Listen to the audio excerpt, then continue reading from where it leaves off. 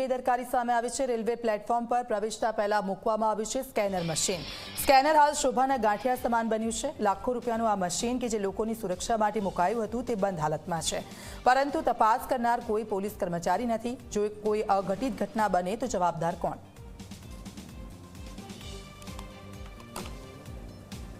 सूरत railway station पर रोजे रोज हजारों संख्या में मुसाफरो मुसाफरी करता होय छे।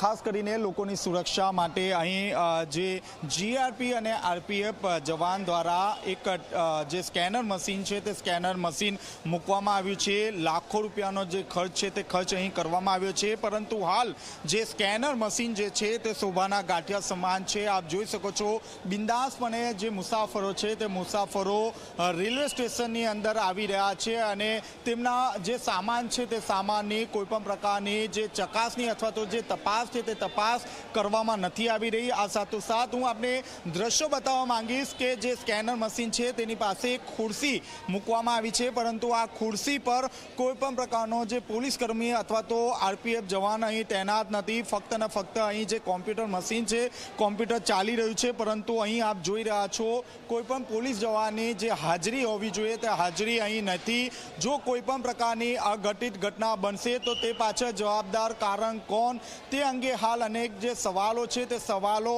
અહીં ઊભા થયા છે। લાખો રૂપિયાના ખર્ચે અહીં જે સ્કેનર મશીન મૂકવામાં આવ્યું છે, પરંતુ જે રીતે મુસાફરોના સામાનની તપાસ થવી જોઈએ તે પ્રકારની કોઈપણ પ્રકારની જે તપાસ છે તે તપાસ અહીં કરવામાં નથી આવી રહી। ક્યાંક તે ક્યાંક રેલવે તંત્રની અહીં સૌથી મોટી ગંભીર બેદરકારી અહીં ગણી શકાય। હવે જોવાનું એ રહ્યું કે Z24 કલાકના અહેવાલ બાદ અહીં કયા પ્રકારની સુરક્ષા મૂકવામાં આવે છે। કેમેરામેન વિજય વેસાણ સાથે ચેતન